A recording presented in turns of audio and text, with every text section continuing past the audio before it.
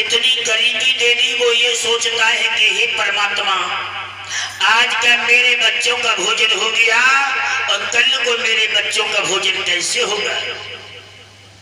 जीवन में कितने भी संकट आ जाएं, लेकिन हमें कभी भी भगवान को भूलना नहीं चाहिए। और एक बात बताएं कि राम नाम के आलसी, भोजन के होशियार, और तुलसी ऐसे जीव को जन्म जन्म धिक्कार। 3 बार भोजन न भजन 1 बार, उसमें भी आते हैं झंझट 1000।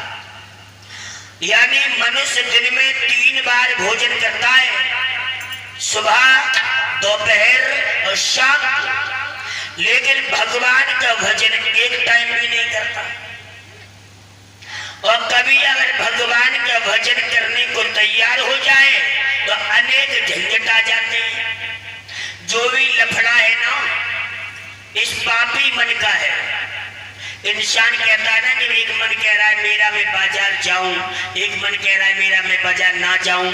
मनुष्य के अंदर 2 मन कभी नहीं होते, मन एक ही होता है।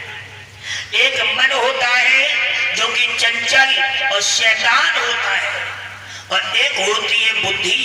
जब मन कहीं गलत रास्ता पे भटकता है, राखी, जब मन कहीं गलत रास्ता पे भटकता है तो बुद्धि उसको प्रकाशित करती है। मूर्ख चोरी करने जा तो रहा है, लेकिन मारा जाएगा। तो मन जो होता है ये बड़ा चंचल और शैतान होता है। जिसने अगर अपने मन को कंट्रोल कर लिया तो समझ लो उसने 10 इंद्रियों को अपने कब्जे में कर लिया। सुखदेव जी समझाने लगे कि हे राजा परीक्षित, परमात्मा की लीला पार है, लेकिन ये बात बिल्कुल सत्य है, क्योंकि जहां भगवान होते हैं ना, जिसके हृदय में भगवान होते हैं तो उस घर में गरीबी जरूर होती है। क्यों? इसलिए होती है कि गरीब जानता है भगवान की सेवा करना। जो दौलत में चकनाचूर है ना शिवराज, वो परमात्मा से बहुत दूर है।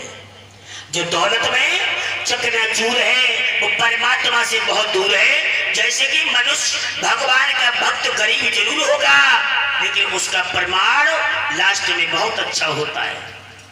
जैसे कि फिल्म होती है ना, फिल्म में हीरो कितने होते हैं? एक होता है ना, गद्दारानी होते हैं, लेकिन हीरो जो होता है वो केवल सत्य पर तुला होता है। फिल्म कोई गलत चीज नहीं, अगर उसको फिल्म की भांति से देखा जाए, उसकी स्टोरी को सुना जाए तो वास्तविक उसमें सत्य की विजय होती है।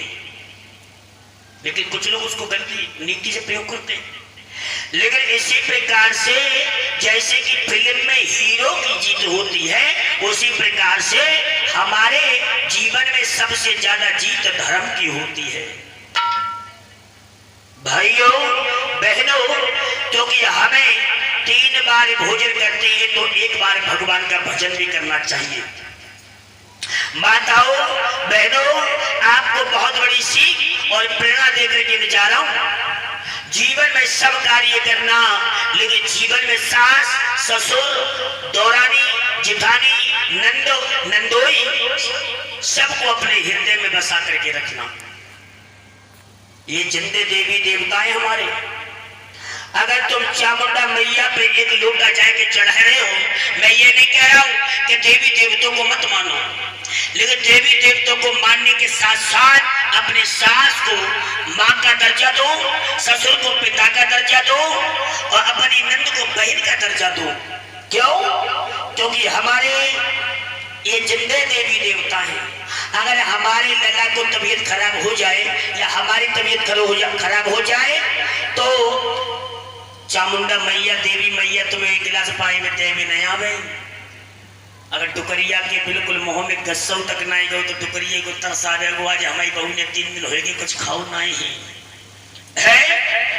तो मेरा कहने का मतलब है कि सास के लिए तो ये समझना चाहिए कि दूसरे घर की बहू आई है मेरे घर में बेटे की बहू बन के, तो जैसे मेरी बेटी है वैसे ही ये भी मेरी बहू नहीं मेरी बेटी है। तो अगर सास ये अपनी